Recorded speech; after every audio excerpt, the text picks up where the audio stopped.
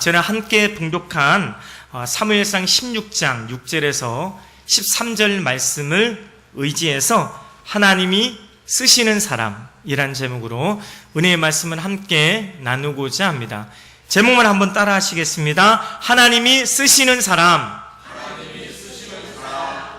하나님이 쓰시는 사람은 하나님이 축복하시는 사람입니다.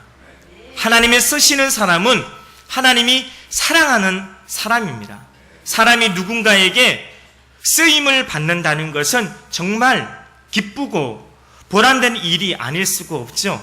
그래서 사람들은 누구나 다 쓰임받기를 좋아합니다.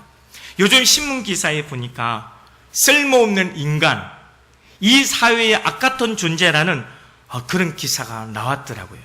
한 인간이 이 세상에 태어나서 없어서는 안 되는 꼭 필요한 존재로 쓰임받는 것은 축복 중에 축복입니다.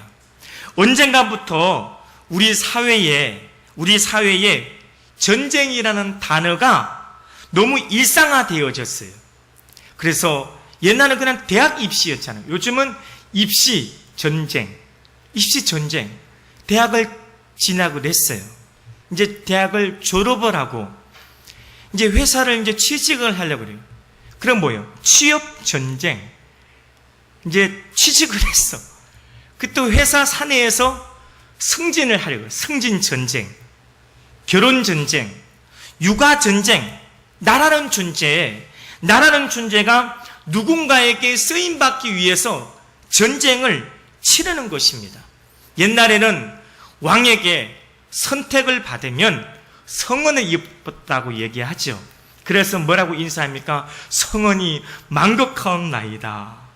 이 만극하다라는 말이 뜻이 보니까 그 은혜가 워낙 크고 깊고 많아서 다 갚을 수가 없다는 것이. 미국의 부시 대통령 재임 당시에 한 재벌 총수 한 사람이 재무부 장관 후보로 그렇게 부르자 그는 만사를 제쳐놓고 자신의 회사 기업도 상관하지 않고 만사를 제쳐놓고 기쁨으로 달려와서 그것을 수락했다고 합니다.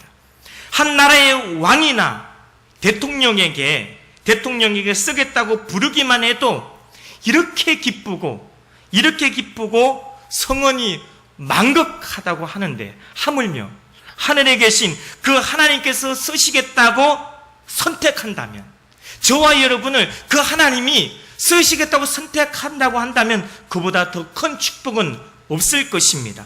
할렐루야. 창세기 1장 1절에서는 인류의 시작을 이렇게 기록하고 있습니다. 태초에 하나님이 천지를 창조하시니라. 인류의 시작은 하나님으로부터 시작이 됩니다. 하나님은 알파와 오메가가 되시며 처음과 나중이 되십니다. 국가의 흥망성쇠는 하나님께 달려있어요.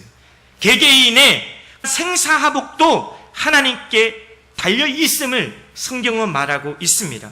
그래서 세상에서 가장 불쌍한 사람은 하나님께 쓰임받다가 버림받은 사람, 또는 하나님께 쓰임받지 못하는 사람이 가장 불쌍한 사람입니다. 창세기 1장 26절, 27절에 보면 하나님께서 자기 형상을 따라 자기 모양대로 사람을 지으시고 사람을 만드시고 사람을 창조하셨다는 것은 하나님이 쓰시는 존재라는 것입니다. 하나님 쓰시는 존재로 그렇게 만들었다는 것이에요. 그렇게 창조하셨다는 거예요. 마땅히 쓰임받아야 할 존재, 마땅히 주님을 쓰시는 존재로 그렇게 지음을 받았지만 그런 존재가 버림받는다는 것은 비극 중에 비극일 것입니다. 구원론 관점에서 본다면 실패한 인생, 선택은 받았어요. 선택은 받았지만 버려진 인생, 선택은 받았지만 그렇게 구원받지 못한 인생, 불쌍한 인생, 비극적인 인생이 아닐 수가 없습니다. 선택을 받았으나 버림받았던 그런 대표적인 인물이 있어요.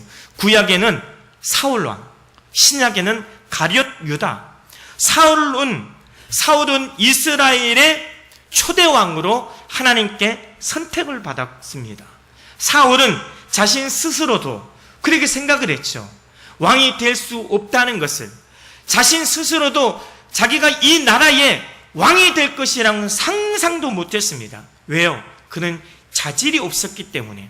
그런데 자질도 없었고 상상조차 못했던 사울이 이스라엘의 초대 왕이 된 거예요. 이는 전적으로 하나님의 은혜라는 것입니다. 그런데 그 사울이 그 초심을 잃어버리고 하나님 말씀을 따르지 않습니다. 눈앞의 욕심을 저버리지 못하고 불의와 불법을 행하고 급기야는 교만해져 갑니다. 결국 주님은 그를 버렸습니다. 가룟 유다는 예수님의 제자로 선택을 받았습니다. 그러나 자신의 욕망을 버리지 못하고 예수님을 이용하려 했던 가룟 유다, 그도 역시 버림을 받았습니다. 이와는 반대로 성경에 보면 하나님께 정말 크게 쓰임받았던 사람들이 성경에 많이 기록되어져 있어요. 노아라든지 아브라함, 이삭, 야곱, 요셉, 또 모세, 여호수아, 사무엘, 엘리야, 엘리사, 다니엘, 이사야, 예레미야, 에스겔, 또는 요한, 베드로, 사도 바울, 이루 헤아릴 수 없을 정도로 그들은 많은 사람들이 쓰임을 받았습니다. 그런데 중요한 사실은 그들도 하나같이 사울 왕처럼 가룟 유다처럼 실수가 많은 사람이었어요. 그러나 똑같이 많은 실수는 범했지만 그들은 하나님 앞에 철저하게 회개했던 것입니다. 하나님의 말씀대로 살았던 것입니다. 성경의 인물 중에 하나님의 사랑을 가장 많이 받은 인물이 누구일까요? 바로 다윗일 것입니다. 다윗과 하나님 관계, 구약에는 무려 800번이나 기록되어져 있고 신약에는 60번이나 기록되어져 있습니까? 그만큼 하나님과 다윗의 관계가 좋았던, 심지어 사도행전 13장 22절 말씀해 보니까 내가 이새의 아들 다윗을 만나니 내 마음에 맞는 사람이라 내 뜻을 다 이루리라. 내 뜻을, 다윗을 만났더니 다윗이 내 마음에 합하고 내 마음에 맞고 하나님 마음에 쏙 들었어요. 그리고 그 내 마음에 쏙 든 다윗에게 하나님 뭐라고 말씀하십니까? 내 뜻을 다 이루리라. 이 말은 하나님께서 다윗을 쓰시겠다는 것입니다. 그만큼 하나님께서 다윗을 인정한 것이죠. 저와 여러분도 다윗처럼 쓰임받기 위해서는 우리가 주님과 가까이, 주님과 친하게 지내야 될 줄을 믿습니다. 주님과 관계가 돈독해야 될 줄을 믿습니다. 세상의 첫날보다 내 아버지에 있는 그 한 날을 귀하고 세상의 그 부귀영화 공명보다 주님의 은혜를 더 사랑한다고 한다면 하나님의 저와 여러분을 쓰실 것이며 높이 들어 사용해 주실 줄로 믿습니다. 오늘 본문의 내용은 그거죠. 하나님께서 사울을 버리시고 다윗을 선택한 내용을 기록하는 것이 오늘 본문 말씀입니다. 이 선택하심을 통해 하나님께서 어떤 자를 쓰시는지에 대해서 우리는 엿볼 수가 있습니다. 첫째, 하나님 어떤 자를 쓰십니까? 하나님은 약한 자를 쓰십니다.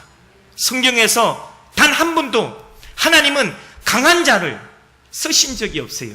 피롯이 강한 자를 쓰실 때는 완전히 깨트리고 낮추시고 난 다음에 쓰셨습니다. 사무엘은 하나님의 선택하신 그 사람의 기름을 붓기 위해서 베들레헴에 있는 이새의 집에 가게 됐습니다. 이새에게는 8명의 아들이 있었는데 그 중에 가장 힘이 세고 가장 키가 크고 용모가 준수한 아들은 장남인 엘리압이었습니다. 엘리압이었는데 그러나 하나님은 그를 선택하지 않았어요. 그를 쓰지 않았습니다.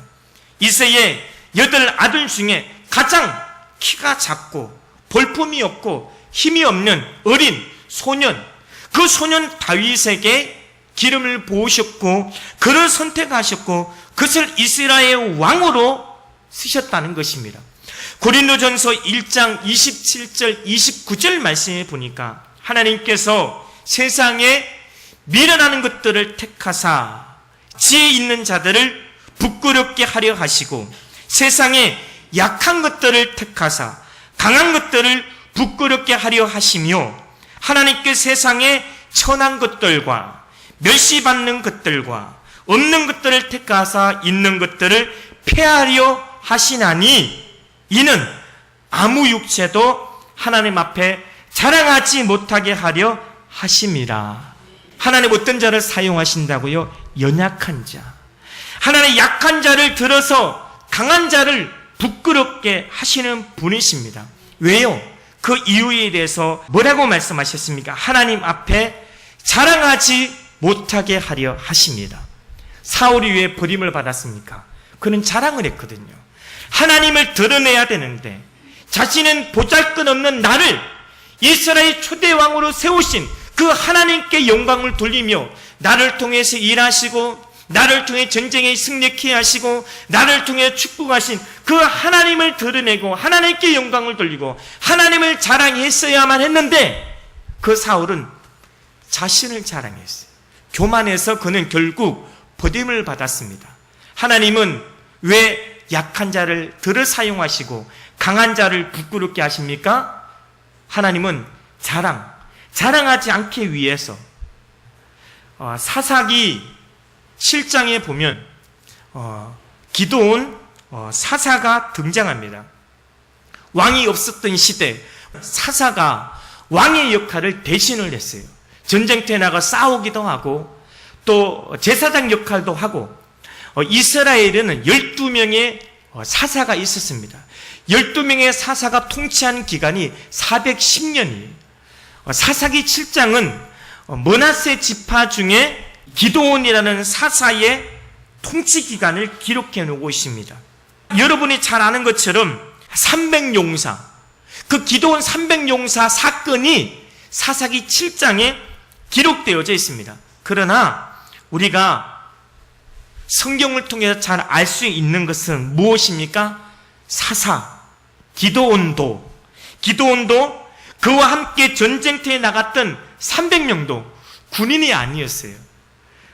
훈련되어져 있는 전쟁을 위해서 싸움을 위해서 훈련되어져 있는 정예 군인이 아니라 그들은 민간인이었습니다. 그런데 하나님께서 그 기드온에게 뭐라고 부르십니까? 그 기드온을 향해서 이렇게 불렀습니다. 사사기 6장 12절에 큰 용사여. 기드온 용사가 아니에요. 근데 하나님께 기드온을 향해 큰 용사라고 그렇게 불렀습니다. 거기에 대해서 기드온이 이렇게 대답을 합니다. 사사기 6장 15절에 그러나 기드온이 그에게 대답하되 그 애가 누구요? 하나님의 사자에게 대답한 겁니다.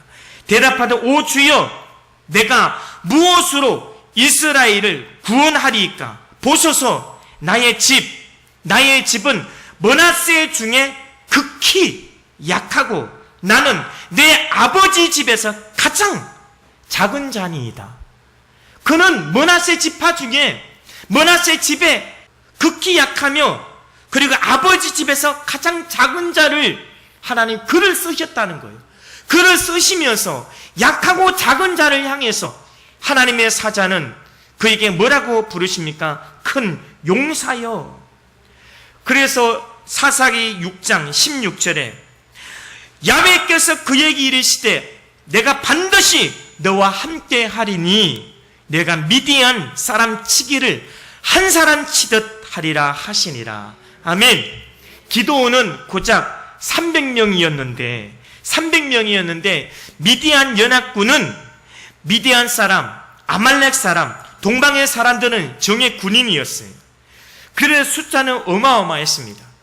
사사기 7장 12절에서는 그의 미디안 연합군의 숫자를 이렇게 소개하고 있습니다.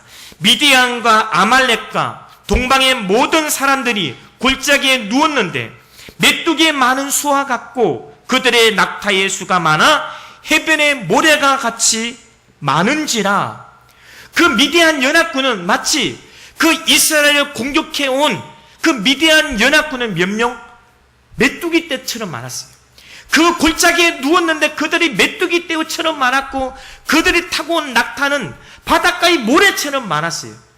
그런데 이 숫자에 대해서 사사기는 정확한 숫자를 기록하고 13만 5천 명.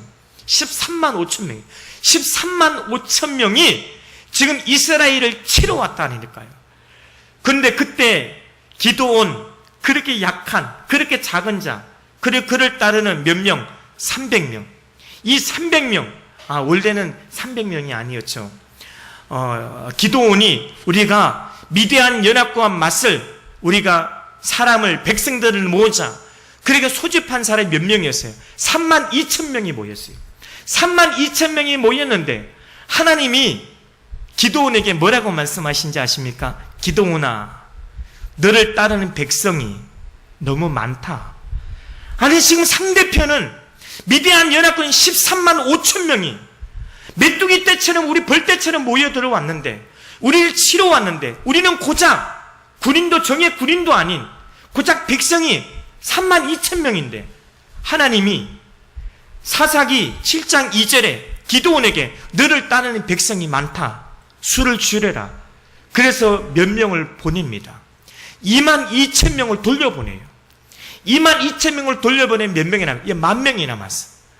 10,000명과 13만 5천 명이 싸워야 돼. 근데 하나님이 뭐라고 말씀해요? 기드온아, 너를 따르는 백성이 그래도 많다는 거예요. 10,000명인데 그래도 많대요. 그리고 9,700명을 보냅니다. 9,700명 보냈어요. 그리고 이제 300명이 남았어요. 근데 왜 이렇게 하나님이 하셨을까? 아니, 적은 13만 5천 명 메뚜기처럼 우리를 침공하고 그러는데 3만 2천 명도 부족하고 그리고 10,000명도 부족한데 왜 하나님께서 300명으로 줄이셨을까? 그 이유가 사사기 7장 2절에 기록되어져 있습니다. 오늘 우리가 아까 읽었던 말씀처럼 왜 그렇게 줄이셨냐? 자랑하지 않기 위해서, 교만하지 않기 위해서, 하나님의 영광을 가로채지 않기 위해서 그들을 그렇게 한 거예요. 사사기 7장 2절은 그렇게 기록하고 있어요. 혹시 너를 따르는 백성, 지금은 3만 2천 명인데 3만 2천 명이 기적이 일어나서 저 13만 5천 명을 치고 난 다음에 우리가 이겼다, 우리의 힘으로 이겼다, 그래서 하나님의 영광을 가로채고 자기 스스로 자랑하는 것을 미연에 방지하기 위해서 이것을 하셨다라고 성경은 그렇게 기록해 놓고 있습니다. 300명으로 줄인 것은 누가 보더라도 그 전쟁을 지켜본 지나가는 행인 10명, 100명, 1000명이 보더라도 이 싸움은 사람이 한 싸움이 아니야. 이 싸움은 하나님이, 이 전쟁은 하나님이 이기게 하셨어. 하나님이 승리하게 하셨어. 이것을 하나님 듣고자 하셨던 것입니다. 모든 영광 하나님이 은혜였다라고 하나님 말을 높이며 하나님의 이름을 자랑하고자 하는 이것을 위해서 하나님께서 그 일을 하셨다는 것입니다. 하나님 이처럼 지극히 약하고 극히 약하며 약한 자, 작은 자, 연약한 자를 하나님께서 들으셔서 하나님 그 사람을 쓰시고 그 사람을 통해서 역사하신다는 것입니다. 하나님 높이면 낮출 자가 없고 하나님 축복의 문을 열면 닫을 자가 없는 것입니다. 하나님은 약한 자를 쓰십니다. 그리고 그 약한 자를 통해서 영광을 받으십니다. 하나님께서 세상에 많고 많은 그러한 백성, 많고 많은 민족 중에 왜 하필이면 그 유대인, 그 이스라엘 민족을 선택하신, 왜 이스라엘 그 약하고 보잘것없는 그 소수민족, 그 유대인을 왜 선택하셨을까요? 바로 그건 거죠. 유대 민족이 약하기 때문에, 유대 민족이 연약하고 민족이 작기 때문에, 그리고 그 민족을 통해서 하나님이 영광 받으시기 위해서 그 민족을, 이스라엘 백성들을 사용하신 것입니다. 이에 대해서 성경은 자세하게 기록하고 있습니다. 신명기 7장 7절에 이렇게 말씀하고 있습니다. 야훼께서 너희를 기뻐하시고 너희를 택하심은 너희가 다른 민족보다 수여가 많기 때문이 아니라 너희는 오히려 모든 민족 중에 가장 적으니라. 가장 작기 때문에 그 민족을 기뻐하셨고 그 민족을 택하셨고 그 민족을 사용하셨고 그 민족을 통해서 하나님께서 영광을 받으셨다는 것입니다. 하나님께 이렇게 약한 자, 약한 민족을 사용하신 이유는 첫째는 하나님이 영광 받으시기 위함이요, 둘째는 겸손하게 하기 위함인 것입니다. 하나님 앞에 자랑하는 자는 교만한 사람입니다. 자기를 자랑하는 사람은 하나님께 영광을 돌리지 않습니다. 기독교의 신앙은 지성이 아니라 영성입니다. 이해가 잘 되지 않아요. 그래서 사람들은 안 믿는 거예요. 심지어는 믿는 자들까지도 안 믿어지니까 자꾸 세상을 의지하려고 하고 자꾸 세상을 벗삼아 살아가려고 합니다. 이해가 되지 않지만, 안 믿어지지만 성경에 그것이 사실이며 진리라고 밝히 증거하고 있습니다. 성경이 말씀하는 진리는 무엇입니까? 약할 때, 약할 그때가 강함이라고 말합니다. 낮은 자가 높은 자라고 말하고, 죽어야 산다라고 말하고, 고난은 축복이라고 말하고 있고, 절망이 희망이라고 말하고 있습니다. 나의 현실, 저와 의 눈앞의 현실은 불가능해 보여요. 그런데 믿으면, 하나님의 약속의 말씀을 믿으면 내 현실은 눈에 보이는 거 없고 귀에 들리는 거, 손에 잡히는 거 없는 불가능한 현실이지만, 나는 연약하고 부족하고 빼도 없지만 하나님은 그 불가능한 것을, 연약한 것을 들어서 가능케 하신다는 것입니다. 내 자식을 보면 분명히 희망이 없어 보여요. 아유, 그 실력은 무슨 대학을 갈 수 있겠어? 무슨 일을 제대로 할 수 있겠어? 그랬던 그 자식이 세계 명문대를 전체 수석으로 졸업을 하고 세계 굴지의 기업을 세웁니다. 내 힘, 내 뜻으로 된 것이 아니라 전적인 하나님의 은혜로 된 것이기에, 약한 자를 들어서 하나님의 축복하신 것이기에 우리는 하나님께 영광을 돌릴 수밖에 없다는 것입니다. 둘째, 하나님 어떤 자를 쓰십니까? 사명감이 투철한 사람을 쓰십니다. 하나님의 사명감을 투철하는 사람을 쓰시는데 한마디로 책임감이 강하며 성실한 사람을 쓰십니다. 이 땅에 존재하는 모든 사람들은 사명이 있습니다. 큰 사명만이 사명이 아니에요. 사명 큰 것도 있고 사명은 작은 것도 사명입니다. 하나님께서 어린 다윗, 그 다윗에게 아버지의 몇 마리 안 되는 양을 그는 맡기십니다. 그러나 그 다윗은 아버지가 맡긴 몇 마리 양을 어떻게 지킵니까? 목숨 걸고 지켜요. 아버지의 양을 돌볼 때 그 곰이나 사자가 와서 그 양을 물어가면 끝까지 쫓아가요. 끝까지 쫓아가서 그 양을 빼앗아 옵니다. 그래서 그 곰이나 사자가 돌이켜서 자기를 해하려고 하면 소년 다윗은 그 곰과 사자를 쳐 죽였다라고 말씀했습니다. 자신의 목숨을 걸고, 비록 작은 일이지만, 아버지 몇 마리 안 되는 그 양이지만 그 작은 일에 목숨을 걸고 사명을 감당했더니 하나님은 거기에 감동하셔서, 그래, 내 이스라엘 백성들을 너에게 맡겨도 되겠다. 하나님께서 그에게 이스라엘 왕으로 세우신 것입니다. 하나님이 일이란 높은 것도 없고 낮은 것도 없습니다. 귀한 것도 없고 천한 것도 없습니다. 자신이 맡은 일에 그 자리에서 최선을 다할 때 하나님께서는 기뻐 받아주실 줄로 믿습니다. 성경에 쓰임받는 사람들은 하나같이 언제나 자기 일에 성실했던 사람, 구약에 여러분 잘 아는 꿈꾸는 요셉은 자신의 꿈 때문에 애굽에 종으로 팔려갔어요. 보디발 장군 집에 노예로 팔려갔는데, 그는 자신의 어릴 적 아버지 집에 있던 그 부유했던 그 유백했던 그 삶을 그는 기억하지 않았어요. 지금은 종살이 하고 있지만 자신의 노예됨을 신세 한탄하지 않았어요. 그런 보디발 장군 노예로서 주어진 일에, 작은 일에부터 최선을 다했어요. 마치 사명감을 가지고 충성을 다했더니 그는 보디발 장군에게 신임을 얻고 그 가정 총무가 되었어요. 보디발 장군의 아내의 그 유혹을 받아서 억울하게 그 감옥에 갇히잖아요. 감옥 생활을 하는 가운데서도 그는 신세 한탄을 안 해요. 나는 억울하게 이 감옥에 갇혔다라고 말하지 않아요. 자신의 삶의 자리에서 최선을 다합니다. 그리고 간수에게 인정을 받고 그는 그 감옥의 총무가 됐어요. 그는 감옥에서 모범수가 된, 모범수가 된 그는 결국 그 왕의 애굽의 바로 왕까지 귀에 들려갔고 결국 바로 왕의 부름을 받고 그 요셉은 전 애굽을 다스리는 총리가 된 것입니다.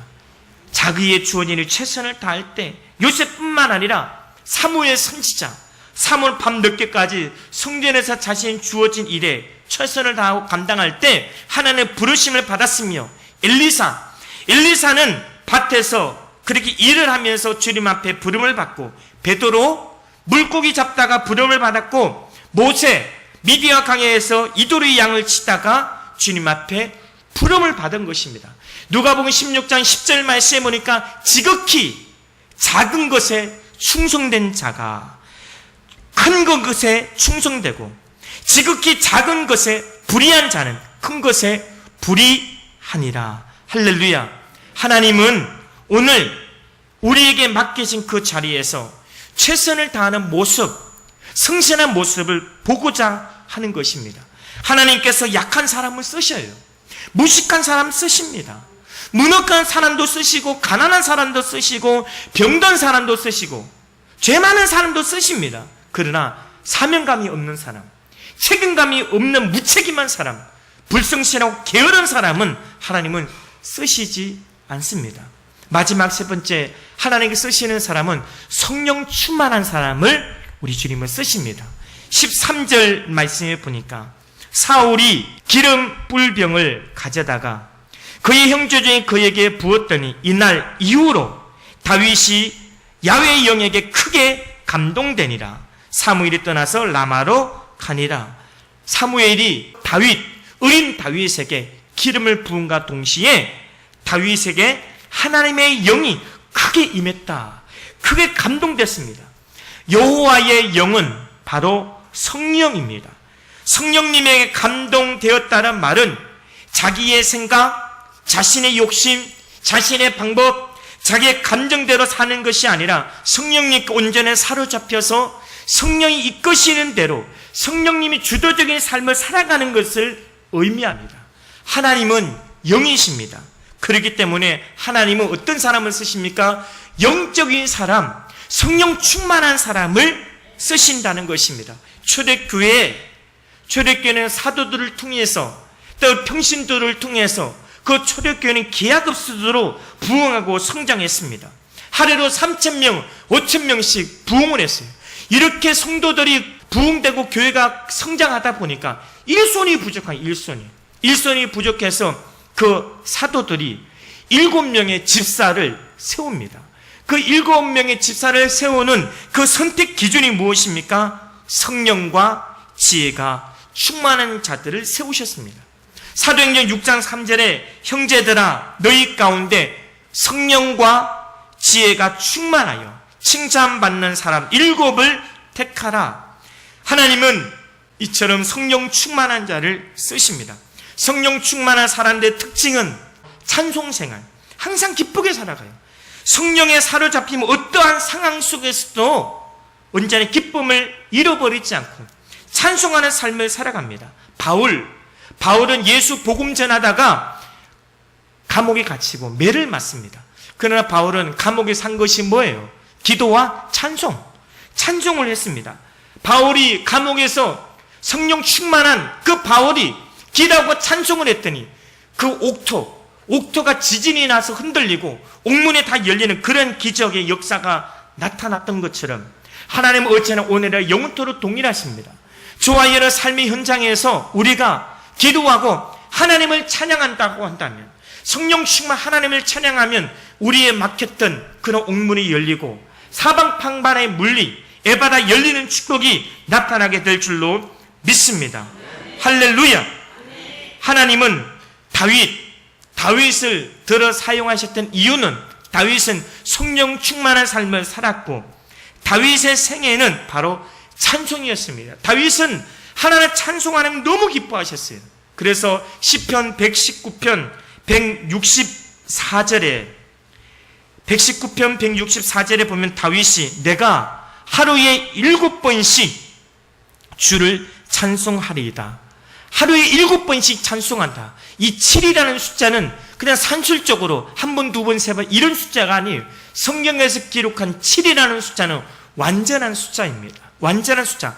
다윗이 7번 찬양한다는 것이 아니라 자신의 평생의 삶에 평생 동안 하나님을 찬송한다는 삶을 살아간다는 것을 고백하고 있는 것입니다. 다윗은 그가 직접 노래를 지었고 찬양을 지었고 직접 불렀으며 그는 악기를 잘 다뤘습니다. 그리고 자신이 지은 노래를 찬양을 수금을 타면서 하나님을 찬양했던 것입니다. 시편에 가장 많이 기록한 사람이 바로 다윗입니다. 오늘 본문 14절에 보면 야훼의 영이 사울에게, 우리 13절까지 읽었죠. 14절 말씀에 보면 야훼의 영이 사울에게 떠나고 야훼께서 부리시는 악령이 그를 어떻게 한지라? 번뇌하게 한지라. 하나님의 성령이 떠나게 되면 그에게 악령이 들어오는데 그 악령이 들어오게 되면 그 인생은 불행한 인생, 불쌍한 인생이 되는 것입니다. 악령에 사로잡힌 그 사울은 그때부터, 그 시로부터 사울은 번뇌하게 됩니다. 번뇌라는 헬라 원어 성경에, 히브리어 원어 성경에 보니까 바하트라고 합니다. 바하트. 이 바하트라는 이 뜻은 두렵게 하다, 놀라게 하다, 무너지게 하다, 무섭게 하다. 사울은 이때 당시만 해도 왕이었거든요. 왕이 무서울 게 뭐가 있고 두려울 게 뭐가 있습니까? 누구도 사울을 대적할 자가 없는데, 그리고 잘 훈련된 그러한 군인들이, 보디가드 경호원들이 자기를 둘러싸 에워 진치고 있는데 그 사울 왕이 두려워할 이유가 없어요. 무서워할 이유가 없는데, 그러나 사울은 번뇌했다, 괴로워했고 무서워했고 두려워했습니다. 왜? 그 안에 악령이 들어왔기 때문입니다. 예레미야 29장 11절에 야훼의 말씀이니라. 너희를 향한 나의 생각은 내가 아나니 평안이요 재앙이 아니니라. 너희에게 미래와 희망을 주는 것이니라. 할렐루야. 하나님 우리에게 주는 것은 재앙이 아니에요. 염려, 근심, 걱정이 아닙니다. 하나님 우리 가운데 주는 것은 참된 평안인 줄 믿습니다. 미래에 대한 희망과 소망인 줄 믿습니다. 그래서 우리는 성령 충만함을 받아야 될 줄로 믿습니다.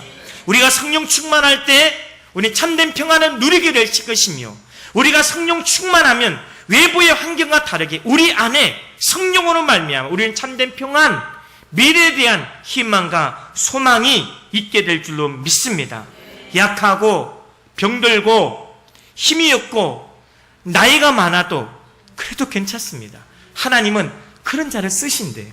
하나님 능치 못함이 없으신 그 하나님이 그런 자를 쓰신다는 것입니다. 여러분 사명 따라 사시기 바랍니다. 그래서 성령 충만을 위해서 힘쓰시기 바랍니다. 간절히 바라옵고 원하옵기는 우리 다니엘 가족 모두가 다윗처럼 하나님 마음에 합한 사람, 하나님 마음에 쏙 드는 사람, 주님이 쓰시는 그러한 일꾼들이 다 되시기를 주 예수를 간절히 축원합니다.